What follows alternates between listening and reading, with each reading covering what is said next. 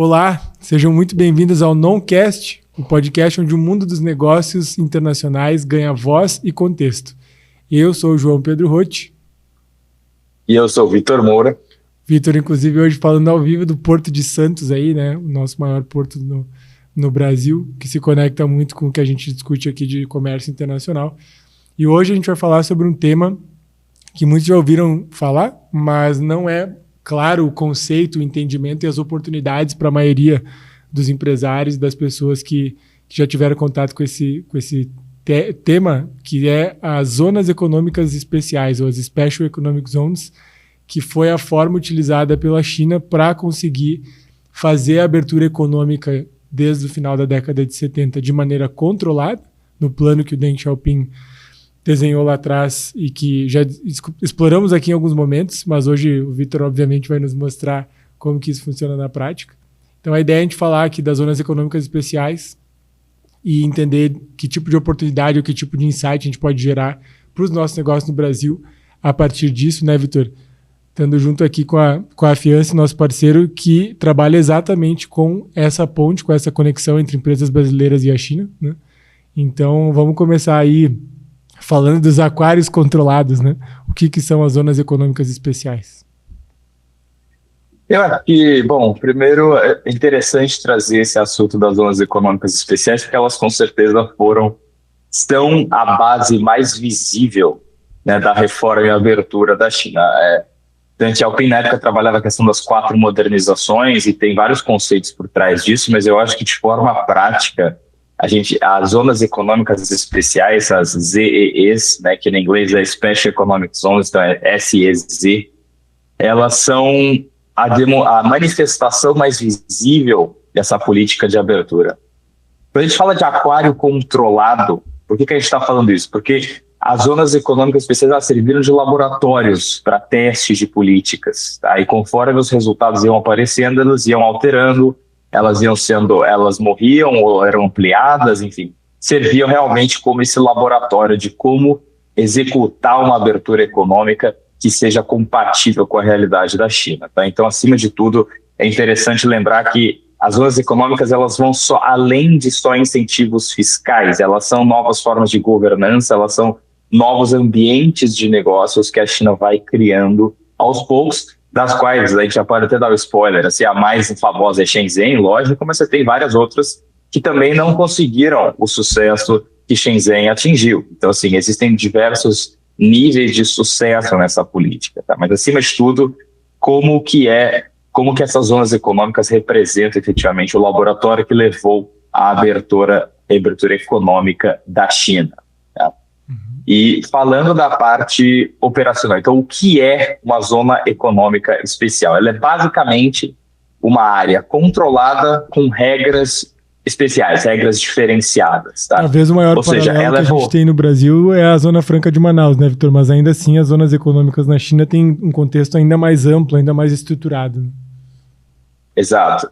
Eu acho, a gente pode até explorar a Zona Franca de Manaus, que é um assunto interessante. Eu acho que na China foi criado algo mais estrutural. Uhum. Né? Assim, o essencial é não simplificar as ZEEs, né, apenas com incentivos fiscais. Não é só esse o ponto, isso é parte da coisa. Mas lá eles trabalham novas formas de governança, tá? Então, assim, acima de tudo, você tem um ambiente institucional diferenciado, tá? Esse é o principal foco. Então, assim, primeiramente, a definição, né? Uma área controlada com regra especial. Isso pode ser em termos de tributação, aduana, regulação, em termos das leis para gerenciamento da terra, em termos de governança, tem várias áreas. E por que ela é feita? Primeiro, para atrair investimento e tecnologia. Ou seja, lembrando, a gente vai entrar um pouco em história agora, mas assim, fim da década de 70, a China numa situação econômica muito complicada, precisando atrair esse investimento estrangeiro para fazer a virada. Tá? Então ela simplifica, cria esses bolsões, vamos dizer assim, são lugares onde as regras são diferentes, mais atrativas, mais, vamos dizer, amigáveis para o capital estrangeiro, e aí essa abertura se inicia. A segunda coisa, claro, acelerar as exportações e a integração nas cadeias globais. Então você criando esses polos de abertura, você leva indiretamente o país inteiro para mais perto, mais para o centro das cadeias globais, foi o que acabou acontecendo, a gente sabe. E, de novo, testar as reformas, né? Então, a China sempre vem com piloto e depois escala. Piloto e escala. Então, você tem essa noção, por isso, até esse é um dos motivos, inclusive, porque o sistema econômico da China ele é tão complexo para uma definição mais preto no branco, porque ele foi criado na base da tentativa e erro. Tá? Ele, no fundo, tem características de várias linhas de pensamento no campo da economia. Né? Ele aprendeu com todo mundo, né? E se tornou algo único nesse sentido. Né? Mas, acima de tudo, primeiro lembrar a definição e quais são os objetivos principais da criação dessa zona. Sim, e inclusive nessa lógica que você falou de testar e fazer piloto antes de escalar, é o que era a lógica que o Deng Xiaoping seguia do pragmatismo incremental, né? Acho que esse é um ponto importante também, porque hoje em dia a gente olha muito a comparação com as democracias que a gente tem no Ocidente aqui, mas de certa forma, neste exato momento, a China vive um modelo econômico um pouco mais perfeito, digamos, né? Onde ainda tem muita... Na visão nossa ocidental, ainda tem muita dúvida sobre a liberdade de expressão, sobre ser um partido único, né, no cenário político e tal. Só que eles têm encontrado formas de fazer tudo isso coexistir enquanto geram aquilo que 100% dos países buscam, que é a geração de riqueza e o crescimento de PIB, né? Então, acho que as zonas econômicas elas têm esse papel importante porque elas foram a forma com que a China conseguiu viabilizar essa coexistência, digamos, né, do comando do Partido Comunista com uma economia de mercado gradualmente se abrindo, né? E permitindo que diferentes regiões do país se desenvolvessem de acordo com as suas potencialidades, com as suas vantagens ali que poderiam ser melhor exploradas, né? E aí vamos olhar um pouquinho, Vitor, então entendendo já o que é as zonas econômicas, né? Tem uma questão que a gente precisa deixar claro do que é o incentivo fiscal em comparação a esse ambiente institucional e administrativo, como a gente estava falando. Sim. Que é uma coisa mais ampla, né, do que apenas o incentivo fiscal, como é o caso da Zona Franca de Manaus. E sim, vamos ter um episódio só para falar da Zona Franca de Manaus, mas de uma forma resumida é isso, né? A Zona Franca hoje no Brasil, ela é basicamente uma forma de incentivo fiscal, e as zonas econômicas especiais na China, elas são todo um ambiente institucionalizado e administrativo que funciona com condições diferenciadas de forma geral, né? Mas uma coisa que eu gosto que você coloca é de ser aquele one-stop shop, né? Um lugar centralizado, uma parada única onde tudo consegue acontecer, né? Exato. Vamos entrar nessa de como a gente chegou até aqui, né? Então, como eu já comentei, final dos anos 70, a China ainda na economia planificada, com uma produtividade baixíssima e uma necessidade de modernização pós-revolução cultural, que vai até 76, né, assim, com a morte de Mao Tse-tung, e depois você tem a entrada dos reformistas no poder, liderados por Deng Xiaoping, enfim, mas muita gente, lógico. Tá? E você tem essa necessidade, ou seja, este é o cenário onde estamos. Tá? Qual que foi a lógica? Exatamente o que você citou, o pragmatismo incremental. O que isso quer dizer? Eu vou trabalhar com testes e resultados, eu vou trabalhar na base da tentativa e erro, e conforme os resultados foram aparecendo e eu for tirando lição desses experimentos, eu vou escalando, tá? Ou não, dependendo do resultado, lógico. Mas a ideia é essa. Tá? Então, o que ele faz? Ele testa antes de escalar. E daí ele começa abrindo essas pequenas zonas, tá? E elas viram uma ferramenta de tecnologia política, vamos dizer assim. É um pouco do empreendedorismo dentro da gestão pública, tá? Ou seja, de testar coisas novas e trabalhar elas de forma pragmática. Pragmático aqui quer dizer olhando o resultado concreto de forma objetiva. Então, como é que ele não faz é comum num contexto estatal, né, Vitor? Em nenhum lugar do mundo. Exato. Esse é um ponto que no Ocidente e no Brasil, na América Latina, a gente associa muito a máquina do governo com ineficiência. Uhum. E então, sempre que até o próximo pensamento liberal em economia, de que já parte do princípio que o governo é ineficiente, então quanto menor ele for, melhor, né? Ele já tem a premissa de que o governo é ineficiente. Eu acho que a China, não dá para dizer que a China sempre foi assim, não dá para dizer que o governo chinês é eficiente em todas as áreas, mas ele com certeza se provou um organismo capaz de aprender aí com seus erros e de alterar o seu modus operandi, vamos dizer assim. Né? E aí a gente entra, bom, como é que as EEs entram nessa história? A gente cria elas em bolsões espalhados, especialmente no sul da China. E por que iniciamos no sul da China? Principalmente pela proximidade com Hong Kong, Macau e também Taiwan, que na época já eram economias mais desenvolvidas do que a China continental. Né? Então você tem essa proximidade. A própria Shenzhen foi colocada na fronteira com Hong Kong, que na época do início de Shenzhen, lá nos anos 90, Hong Kong ainda estava sob domínio britânico, né, sob domínio do Reino Unido. Você tem ali, com certeza, uma forma de aprendizado. Você já tinha ali cadeias montadas e era uma localização mais propícia para uma inserção, que era o que a China estava buscando. Então, por isso que começa no sul, por isso que no sul da China tem mais dessas ZEs, por exemplo, do que no norte, historicamente falando. Tá? Então, ali começam essas implementações. E como é que elas são feitas? A gente tem a primeira fase, tá? Nos anos 80, que são, de novo, laboratórios só exportando produtos manufaturados e aprendendo, trazendo tecnologia, mas, acima de tudo, trazendo capacidade gerencial. Ou seja, você tem a vinda dessas empresas estrangeiras para dentro da China, que inevitavelmente vão contratar chineses, e aos poucos você tem o início, um primeiro momento, onde existe parte da mão de obra chinesa que vai sendo treinada não só para fabricar, mas também para gerir. Né? Você também tem, além do emprego de curto prazo, ou seja, de empregar a população local nas fábricas, você precisa capacitar a população para que eles façam coisas, para que eles tenham um maior grau de autonomia depois. Né? Então, essa primeira fase foi justamente isso.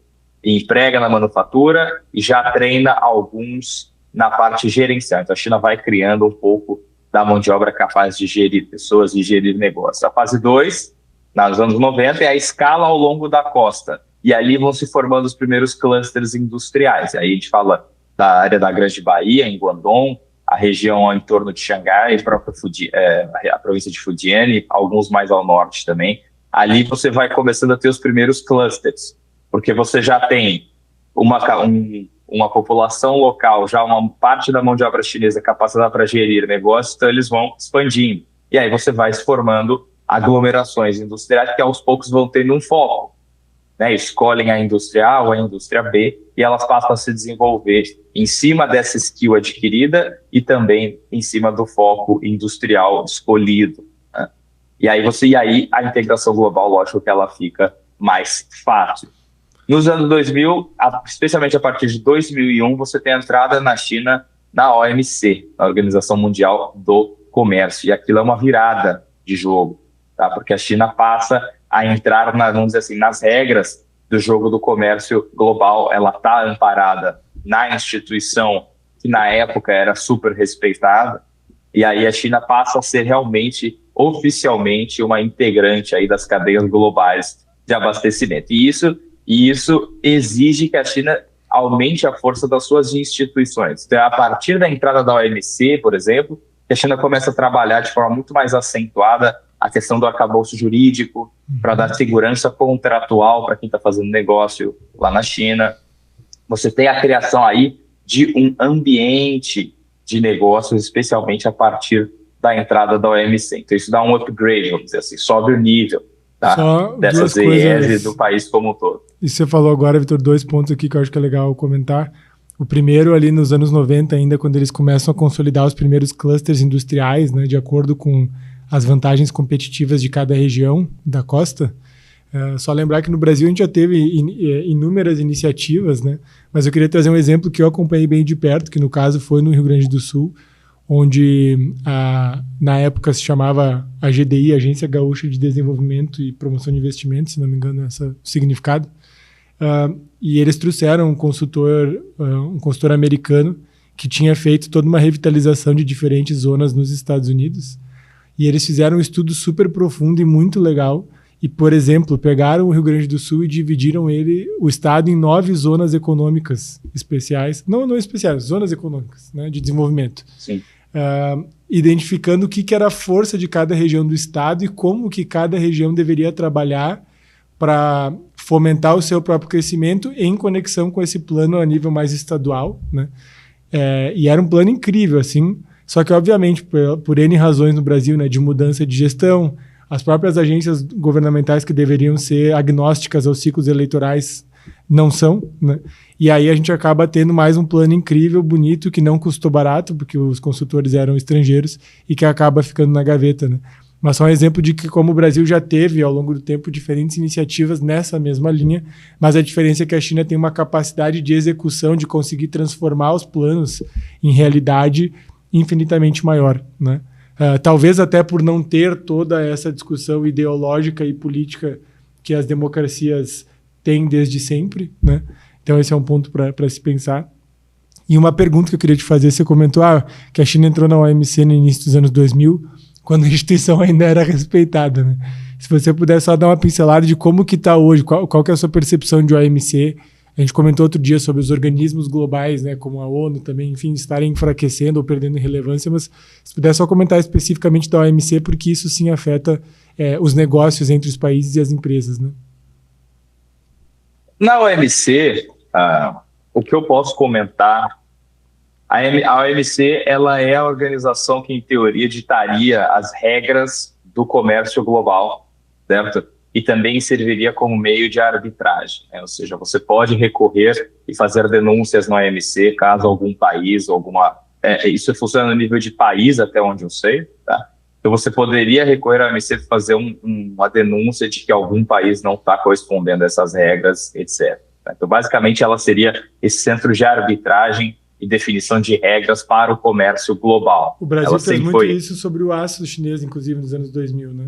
Sim. De acionar a OMC. Sim, exatamente. Então, quando você faz toda essa discussão sobre países que fazem antidumping, esse tipo de coisa, né, de prática, é na OMC que a OMC é o fórum para discussão disso, tá?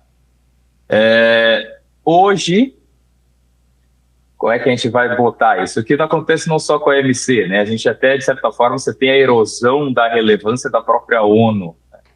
E isso acontece quando a gente abandona essas regras que foram estabelecidas para a perseguição de objetivos mais individuais dos países. Estou falando no nível de país, tá?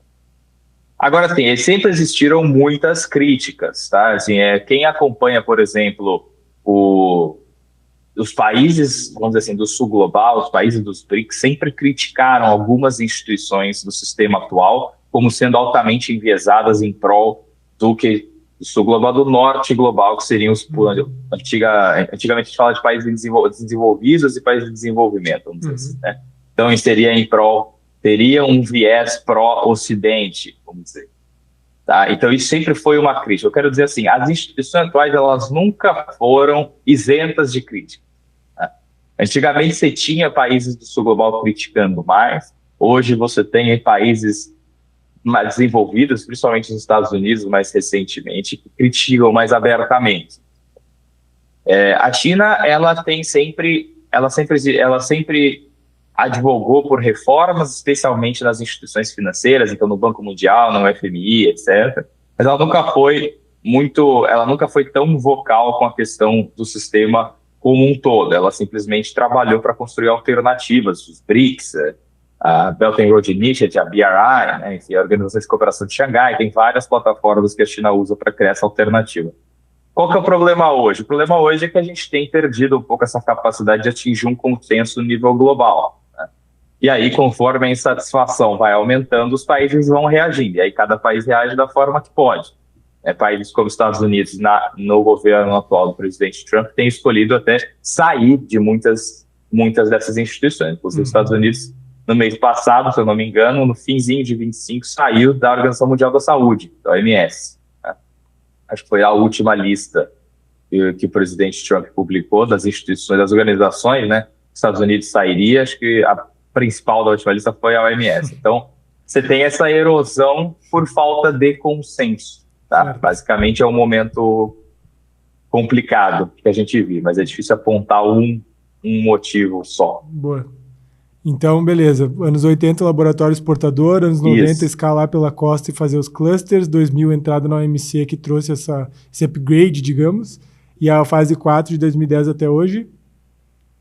Bom, a fase 4 agora a gente está saindo de apenas manufatura. Eu acho que a fase que as ZES estão hoje, elas estão atraindo serviços, empresas do setor financeiro, inovação, elas atingem logística, elas não são só aquela pegada de vamos trazer manufatura para cá, clusters industriais, tecnologia industrial, não. Hoje está saindo, vamos dizer assim, só da manufatura e está entrando nos outros setores. Então, criando efetivamente grandes ambientes de negócio, dos quais o maior deles hoje, não o maior em termos de área, de escala mesmo, que vai ser o assunto do nosso próximo episódio, é a província de Hainan, que é uma ilha, e a ilha inteira virou uma zona econômica especial, tá? Então, mas já pensando para esse novo modelo, ou seja, a Hainan não está lá só para atrair indústria, a Hainan está lá para atrair serviço, enfim, a gente vai falar sobre isso com calma depois, tá? Mas é uma nova fase, tá? Se enxerga essas zonas entrando nessa nova indústria, nessa nova dinâmica econômica. E é legal comentar também um pouco dos tipos, né? A gente tem a zona econômica especial clássica, que era trazer tinha grandes incentivos e servia como uma vitrine, vamos dizer assim, para atrair essas indústrias, principalmente estrangeiras, para cá, e aí criava essa vitrine. Você tem outros tipos, por exemplo, com a ETDZ, tá? Que é a Economic Technological Development Zone, ou seja, a Zona de Desenvolvimento Tecnológico e Econômico, que já traz parques industriais e multinacionais de manufatura mais avançada, ou seja, que já tem uma seleção maior de que tipo de indústria pode entrar lá. Você tem as zonas de alta tecnologia, que são voltadas para pesquisa e desenvolvimento, e aí essas, por exemplo, já não estão mais tão atreladas à localização geográfica. Você pode ter essas no super interior, que já não interfere tanto, né? Você tem outras, aquelas que já existem em outros lugares do mundo, as Bonded Export Zones, ou seja, que são lugares de consolidação de carga. Então, você pode usar elas como hub para reexportação a um terceiro país, sem passar por aduana nem nada. Então, ela é simplesmente um armazém que, né, no regime tributário, ele ainda não entrou, o produto que está lá não entrou no país. Então, ele facilita muita coisa. É uma zona alfandegada gigantesca, né? Exato, exatamente. Você tem as Free Trade Zones, efetivamente, que aí trabalham muito mais a questão das regras de investimento, redução de impostos, mas não imposto de importação, redução do imposto, por exemplo, o Corporate Income Tax, então do imposto sobre as empresas, tá? Ou seja, que está ali para desenvolver de negócios. E também são os Free Trade Ports, que é o caso de Hainan, então são, de novo, grandes ambientes de negócios novos, e também as zonas de fronteira, que são muito específicas e, como o nome já diz, elas estão na fronteira entre os países, que às vezes é uma coisa muito mais localizada, mas quando você visita alguma fronteira, você vê muito essa dinâmica quando você vai, por exemplo, um exemplo brasileiro, você vai, por exemplo, para a Cidade do Leste, no Paraguai, ali na fronteira com Foz do Iguaçu. É isso, ou seja, a dinâmica da fronteira cria regimes de exceção, sim, que na prática são respeitados, eles funcionam dessa forma. Isso chama zona de fronteira. Desses 6 tipos, você está falando, essa última, zona de fronteira ou de cross-border para e-commerce também. Agora lembrei da notícia que saiu ontem da Shopee, né? Só lembrando para quem não sabe que a Shopee não é chinesa, ela é de Singapura, né? Mas entrou na mesma, junto com a Shein no Brasil, então muita gente associa a ser, e de baixo preço, então as pessoas acham que é chinês, mas é de Singapura. Mas que eles avisaram que vão aumentar as comissões cobradas sobre vendas. E aí a notícia era, né, que a Shopee estaria aumentando isso, e o cara escreveu do lado: Mercado Livre já coloca champanhe no gelo, porque vai aumentar a competição e é uma coisa que fica mais próxima da realidade do brasileiro comum, né? A questão do e-commerce e das compras de baixo custo, mas a China também acabou estruturando zonas específicas para essa frente. Então, só recapitulando, a gente tem hoje basicamente 6 tipos: as zonas clássicas, as focadas em tecnologia e desenvolvimento econômico. Acho que um exemplo que a gente pôde visitar na última missão para a China foi Lingan, né? Perto de Xangai, que inclusive é onde tem a gigafábrica da Tesla. A gente tem empresas brasileiras se estabelecendo lá também, de grandes indústrias. Depois você tem as de alta tecnologia focada em P&D, as zonas de processamento e exportação, as zonas de livre comércio, que talvez é a mais comum ou mais conhecida, e por último, então, essa zona de fronteira. Ou seja, os chineses não só conseguiram montar a lógica de zonas econômicas especiais, como conseguiram estruturar 6 tipos, né? Para que cada região do país pudesse estar adequada ali ao melhor crescimento dada a sua realidade. Isso é muito interessante, né? E vamos falar de casos reais aí, Vitor. Acho que Shenzhen é o mais emblemático, né?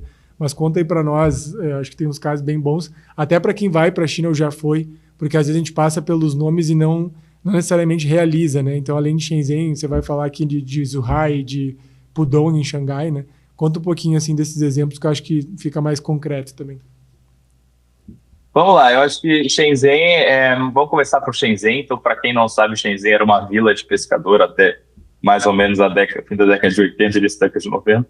E aí, por conta da proximidade com Hong Kong por proximidade com Hong Kong, ela foi escolhida para ser uma zona econômica especial. Na época, lógico que era impossível entender o grau de sucesso que seria atingido, né? Hoje, Shenzhen, ela tem mais de 17 milhões de pessoas, é a quarta maior cidade da China. Cidade espetacular. Fabricante, né? É espetacular, ela foi pensada já para isso. Não é uma cidade, por exemplo, para quem conheceu a cultura tradicional chinesa, não é o melhor lugar para ir. Sim. Porque ela não tem essa parte antiga, ela é inteira moderna. Né? Então, não é diferente de você visitar Guangzhou ou Pequim, por exemplo. Uhum. A China tem 4 grandes cidades, Xangai, Pequim, Guangzhou e Shenzhen. Dessas duas, Guangzhou e Pequim preservam a questão tradicional de forma muito mais bem-sucedida, vamos dizer assim. Shenzhen sempre foi moderna e Xangai, aí isso é polêmico, na minha opinião, Xangai já está perdendo a parte tradicional que existia e hoje está se tornando uma outra Shenzhen. Uhum. Mas, enfim, e são as dores do crescimento, vamos dizer.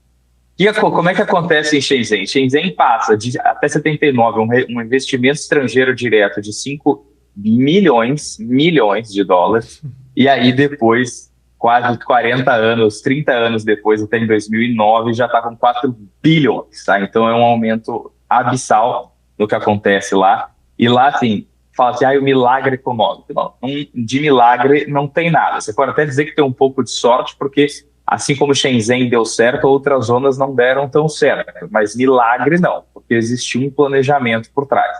Ele é uma mistura de localização, de novo, proximidade com Hong Kong, redes, no sentido de que ali era a zona da Grande Baía e aquela área inteira estava se desenvolvendo, e também integração com as redes já existentes em Hong Kong, ou seja, que já ligava a China com o mundo inteiro. Você tem você tem essa noção. Você tem a questão da governança local, que tinha também maior contato com os oficiais de Hong Kong e aprenderam muito com eles também, assim como aprenderam por conta própria, tá certo? E você tem muita autonomia e escala, autonomia para decidir as coisas do dia a dia. Então, a zona econômica é especial, o foco agora é no especial, e ela é especial porque a governança é diferente. Tá? E essa governança diferente permite que os oficiais do dia a dia, os oficiais que estão lá no chão do lugar, on the ground, eles vão e conseguem tomar decisões por conta própria para entender e aprender com aquilo. E aí, lógico, também liberdade para escalar o que dá certo. Tá? Então, é toda a criação de um ambiente que permitiu Shenzhen atingir esse sucesso que atingiu. O que não aconteceu, por exemplo, com outras zonas como Zhuhai e Shantou, que são na mesma província. Tá? Então, assim como Shenzhen faz para... Oi? Por que não aconteceu? Então, ali eu acho que a história, de novo, aquela coisa de profetas do passado, né? Mas assim, Shenzhen está na fronteira com Hong Kong, permitiu que ela tivesse acesso a algumas áreas. Zhuhai é a cidade que faz fronteira com Macau, que já é uma escala muito menor quando comparada com Hong Kong. Uhum. E Shantou está no nordeste da província de Guangdong, então ainda no sul da China, mas lá do outro lado, fora da Grande Baía, num lugar que já tem muito menos gente e menos capacidade para a criação de clusters industriais e de atração de investimento. Gera muito menos atrativo, né, a criação dessas zonas lá. Então, o que é interessante trazer isso? Essas zonas econômicas especiais, elas não são uma fórmula mágica. Tá? Elas dependem de contexto, elas dependem de execução. Né? Assim, elas dependem da proximidade com as redes globais, elas dependem de estratégia e execução das lideranças locais. Elas não são... pro Brasil, não dá para dizer agora que o Brasil devia abrir zonas econômicas especiais na sua costa inteira e atrair investimento. Não é assim. A gente precisa criar realmente, além da criação interna de um modelo de governança mais eficiente, também o contexto, a geografia, tudo, ela afeta o resultado final.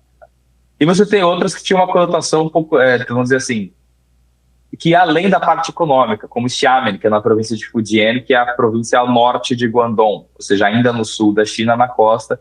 Xiamen é o ponto da China continental mais próximo de Taiwan. Né? E a Zona Econômica Especial de Xiamen, ela foi voltada para a atração de investimentos de Taiwan para a China continental. Tá? O que isso quer dizer? Ela também servia como instrumento geopolítico para aproximação. É só um comentário, Vitor, sobre Xiamen, agora que você falou. Inclusive, para quem quiser se aprofundar mais sobre esses temas e entender um pouco de como que funcionou lá, por que funcionou lá, e talvez o que a gente poderia trazer para o Brasil, né? Só reforçando que a gente já indicou em alguns outros momentos, mas vou indicar novamente a leitura. Não estamos ganhando comissão, é só porque realmente o livro é muito bom, né? Muito bem escrito. O livro da Kei Jin, que é uma chinesa que nasceu na China, se formou nos Estados Unidos e leciona na Inglaterra, que ela escreveu o livro A Nova China, para além do capitalismo e do socialismo, e nesse livro ela explica no detalhe isso tudo que você está falando, sobre como que os oficiais locais foram ganhando autonomia e aprendendo a trabalhar para atrair os investimentos adequados para suas regiões, né? Sem necessariamente encher os bolsos, por assim dizer, que isso também aconteceu na China, mas não nos níveis que a gente vê hoje nas democracias ocidentais. E quando eles falam de Xiamen, ela explica, né, que Xiamen tentou inicialmente copiar Shenzhen e Zhuhai, por exemplo, deu muito errado e demorou um pouquinho para encontrar o seu caminho olhando para Taiwan, né? Então, como você falou, profeta do passado. Hoje é fácil dizer, não, foi direcionado. Mas num primeiro momento eles não tinham conseguido fazer isso, até que eles perceberam que fazia sentido pela proximidade geográfica estimular especificamente os taiwaneses, né? Então, ao invés de fazer uma política de atração de investimento estrangeiro de forma geral, eles entenderam que eles poderiam ter uma vantagem competitiva de ser o lugar mais favorável, mais amigável para o investimento taiwanês, né? E ali depois decolou, né?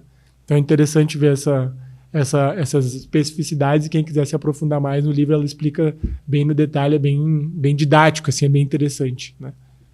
E beleza, ele tem uma pegada empreendedora na gestão pública. Muito, exato. Né? E ela explica como que eles foram aprendendo. Entender a sua competitividade e agir em cima disso. Exato, e os oficiais locais aprendendo como fazer e tal, que até para eles terem ascensão política, que isso também é diferente, né? A forma de ascender dentro do partido, e óbvio, estou sendo super simplista, eu acho que vale um episódio nosso onde você explica o funcionamento do Partido Comunista Chinês, mas a forma principal que eles têm de ascendência é geração de resultado nas províncias locais, né?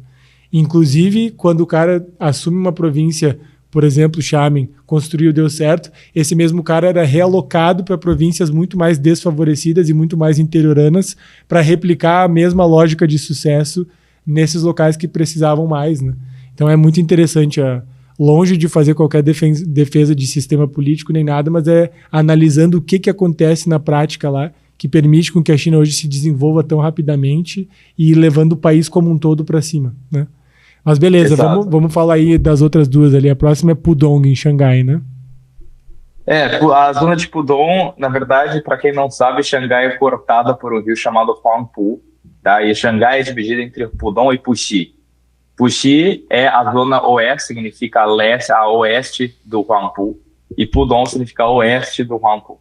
E Pudong era área nova, tá? Pudong era totalmente fazendas. Até pouco tempo atrás, a zona antiga de Xangai não está em Pudong, inclusive. Então, Pudong sozinha, ela é hoje, primeiro que é um distrito imenso, que vai desde o aeroporto de Pudong até Lujiazui, que é o centro financeiro, até Lingan, lá no sul, tudo aquilo é um distrito só. Tá? Então, Pudong tem uma zona absurda, e aquele distrito inteiro, ele sempre teve uma outra pegada. Mas lá, hoje, você tem... você citou a questão da fábrica da Tesla, né? Ali é um excelente exemplo de como que é uma zona econômica especial voltada para a atração de investimento estrangeiro, mas há investimentos e investimentos, né?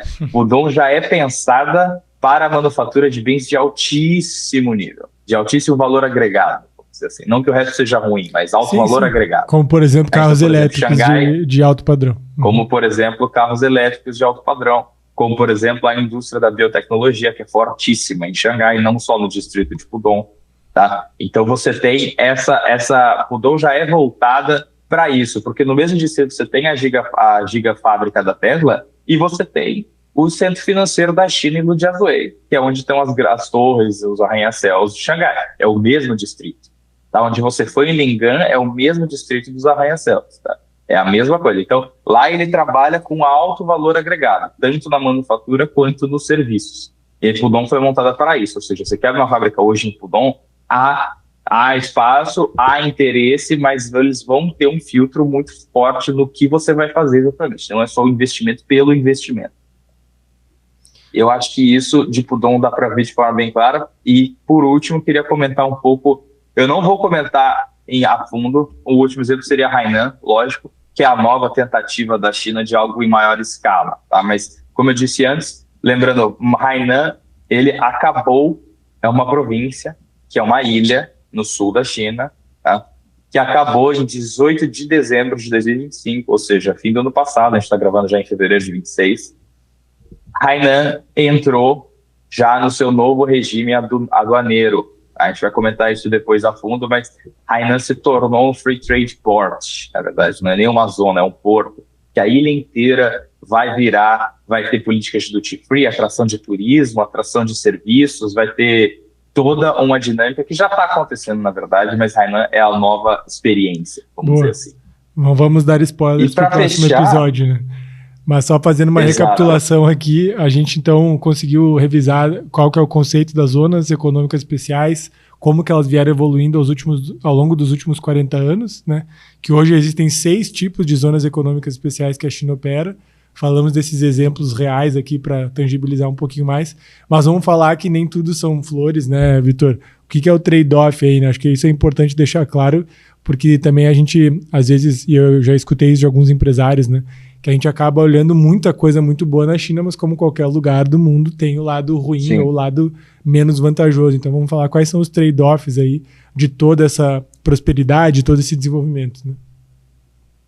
Acho que tem alguns que dá para citar. Primeiro, você tem uma desigualdade de desenvolvimento do litoral com o interior do país. Essa é a primeira delas, tá? O litoral tem vantagens muito claras. Quem estuda geopolítica sabe que países que não têm saída para o mar têm os famosos landlocked countries, né? Assim, eles têm desvantagens absurdas, né? Assim, em termos de competitividade e integração nas cadeias globais. Não é que elas não têm solução, mas é uma desvantagem. Então, primeiro, essa desigualdade no desenvolvimento ela é gritante. Na China segue sendo assim. O governo, claro, é muito consciente disso e tem políticas específicas para resolver ou diminuir esse problema, mas não há dúvidas que essas zonas econômicas especiais que aceleraram tanto o desenvolvimento da China, na prática, desenvolveram o país inteiro, mas desenvolveram mais algumas partes do país. Tanto que Guangdong hoje tem Shenzhen e a Grande Bahia inteira, ela é uma província com um PIB maior que o Brasil. Né? Então, mas é a província de Guangdong. Então você tem essa desigualdade. A segunda coisa a gente comentou hoje da questão do shift que Taiwan fez, que Xiamen fez para focar os recursos na atração de investimentos vindo de empresas sediadas em Taiwan. Como que isso é uma pegada empreendedora, né, no sentido da gestão pública, e realmente ou seja, entender o que você tem de bom e adaptar. Qual é a consequência disso, a outra consequência disso? Nos negócios, você tem competição, quem ganha cresce, né, ou seja, faz mais dinheiro, no português mais claro, e quem perde necessariamente morre, a empresa morre, certo? Ou se adapta, ou se reinventa. Mas muitas empresas têm uma seleção natural do business, elas acabam saindo do negócio.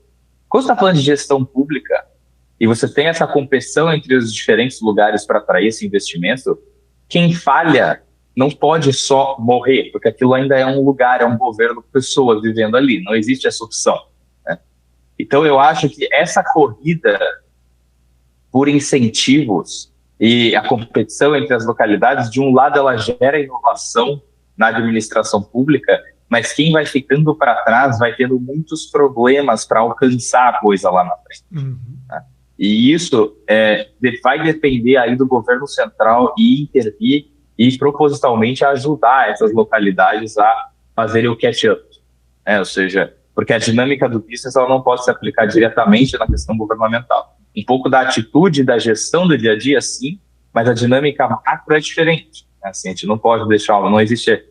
O Guangdong competia com o Fujian, e aí Guangdong ganhou e Fujian foi à falência. Não existe isso. Fujian é uma província com milhões e milhões, dezenas de milhões de pessoas vivendo lá, não existe essa opção.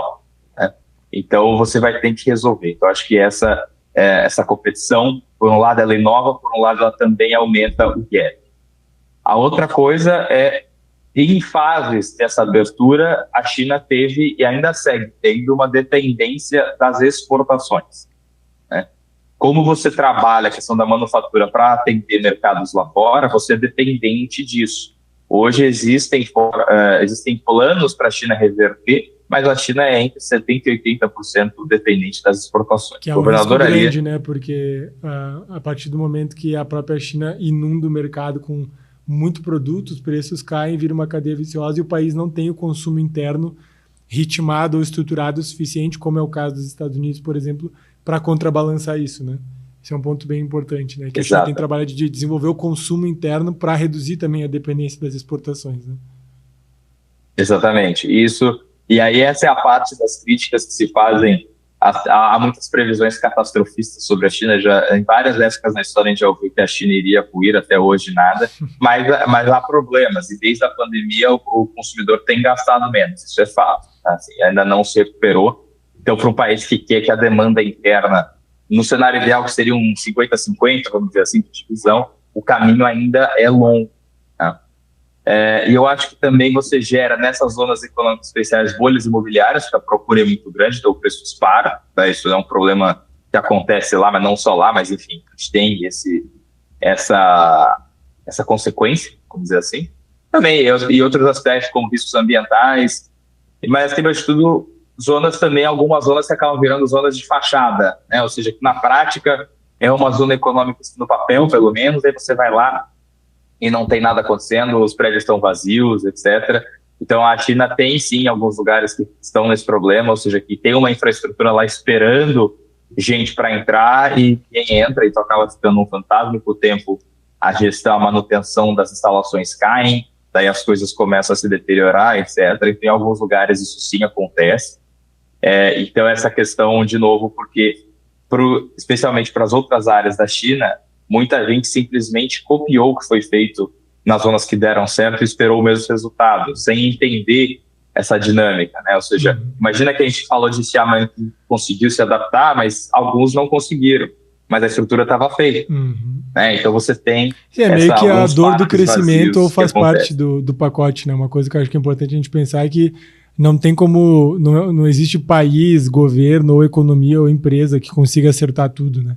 E acho que eles têm conseguido fazer muito mais, como você falou no início, de tentativa e erro, mas aquela lógica básica que também permeia as empresas, de forma geral, que é tu acertar mais do que tu errar. Então não é que não pode errar, mas a gente tem que acertar muito mais do que errar para que os acertos paguem a conta do erro e no final das contas o negócio vai para frente, né? Uma coisa que eu queria ir puxando para o nosso fechamento, Vitor, que você tinha comentado, né? Quando a gente fala mas o que as empresas podem fazer com tudo isso que a gente discutiu?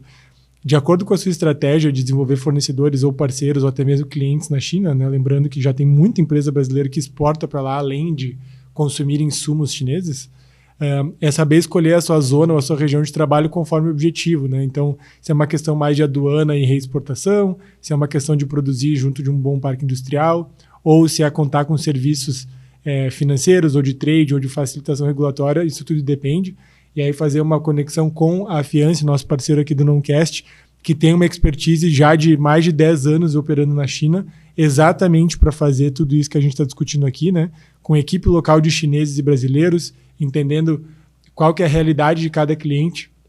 A Fiance hoje já tem casos muito legais de empresas brasileiras que estão operando fisicamente na China, tanto parte de armazenagem e logística, como parte de escritórios e atendimento, né, com equipes expatriadas e uma estrutura completa. Mas esse know-how de qual que é a estratégia de trabalho com a China, de acordo com o seu negócio, a Fiance realmente tem se tornado uma autoridade aí nesse assunto, atendendo a clientes de diferentes segmentos, né, de saúde, de manufatura, de energia e por aí vai. Então, é uma aplicação bem ampla, né? E a gente poder olhar do que a gente leva daqui. Vamos falar aquela sessão de mito ou verdade, Vitor, que eu acho que é uma boa aí para fazer um bate-bola de fechamento, né? Vou começar com o primeiro aí, você disse se é mito ou se é verdade, né?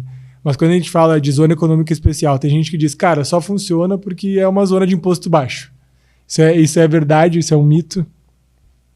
Esse é um mito. A zona econômica especial depende, além de imposto baixo, ela depende também de governança, licenciamento e a criação de um ambiente de negócios, cujo incentivo fiscal é parte dele, mas não é só. Outra coisa, toda a zona econômica especial se transforma numa Shenzhen, de uma vila de pescadores para 17 milhões de habitantes em menos de 40 anos. Você já respondeu parcialmente antes, né? Mas é mito ou é verdade? Mito total, muitas não deram certo, não conseguiram mudar de forma significativa a situação econômica do lugar onde elas foram estabelecidas. Então é mito, depende de timing, de localização, de uma série de contextos aí para gerar o resultado, o sucesso ou não da zona. E uma vez que elas funcionam, né, que dá certo o primeiro modelo, elas passam a dar certo e tal, e geram resultado econômico e crescem, tem muita gente que diz que elas perdem relevância, né, e elas começam a ficar no passado. Isso é verdade ou isso é mentira? Eu acho que aqui depende. Depende. As zonas hoje elas mudaram de função, né?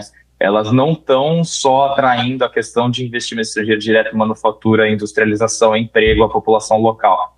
Hoje elas testam novas regras para atrair serviços, elas testam outras indústrias e para vir elas facilitam, por exemplo, Hainan tem política, usando o Hainan de exemplo, Hainan tem políticas diferenciadas para visto, para visitantes, ela tem políticas e limites diferentes para a questão do duty free, ou seja, de quanto cada indivíduo pode comprar de produtos importados sem pagar imposto. Então ela tem uma série de outras dinâmicas que vão além só assim, ganhou sucesso ou não e perdeu relevância. Não, acho que elas se atualizaram, hoje elas têm uma outra função.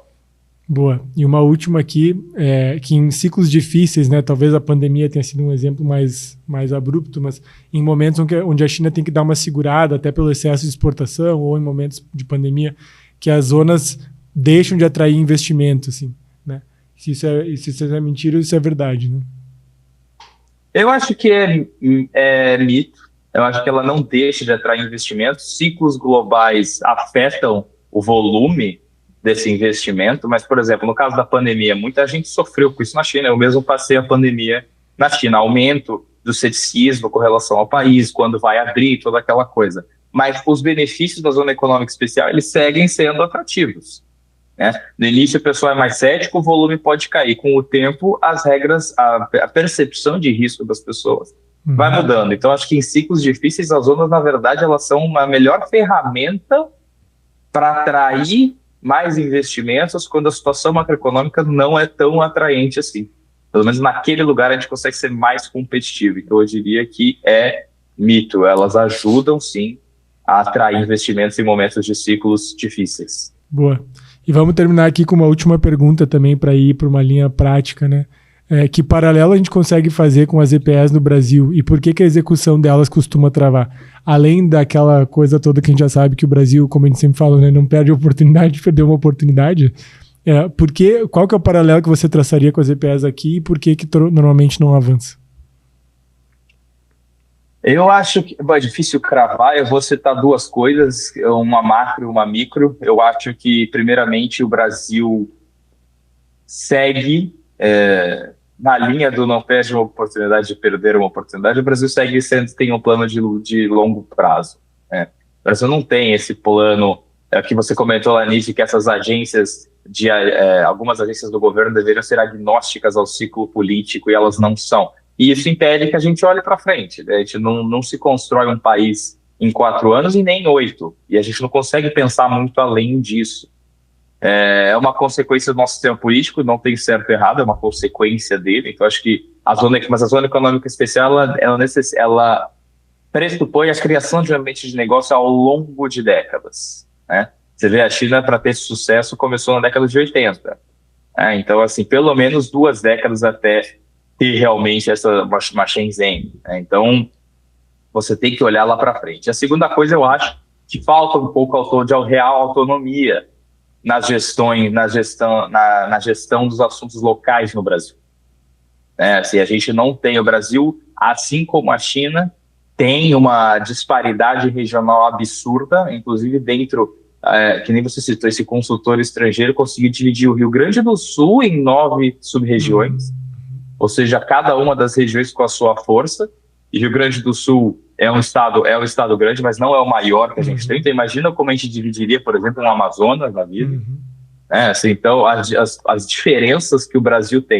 E, cara, quando diferentes regiões têm diferentes vantagens, diferentes problemas, a gestão ela tem que ser local. E eu acho que no Brasil acaba faltando um pouco essa real flexibilidade. Por exemplo, se eu definir a Zona Franca de Manaus, que o pessoal lá, de novo, não sou especialista na área, a gente vai fazer um episódio sobre isso para a gente estudar o assunto, mas assim, na China eles tinham uma flexibilidade muito grande na hora de decisão de políticas que eu não vejo isso acontecendo no Brasil. Que é engraçado quando você pensa que o país tem mais de 5 mil municípios, que teoricamente, né, deveria descentralizar as decisões e tal, mas, enfim, não é assim que funciona, né? E isso é um assunto para outro momento. Mas, cara, acho que foi muito bom. A ideia era justamente ter essa visão, né, das zonas econômicas especiais na China, que são o grande trampolim que ajudou o país a se transformar nesses últimos 40 anos aqui. Sempre tem mais assunto para falar, obviamente, mas fica a sugestão de leitura do livro, né, da Kei Jin. Nós estamos sempre à disposição, obviamente.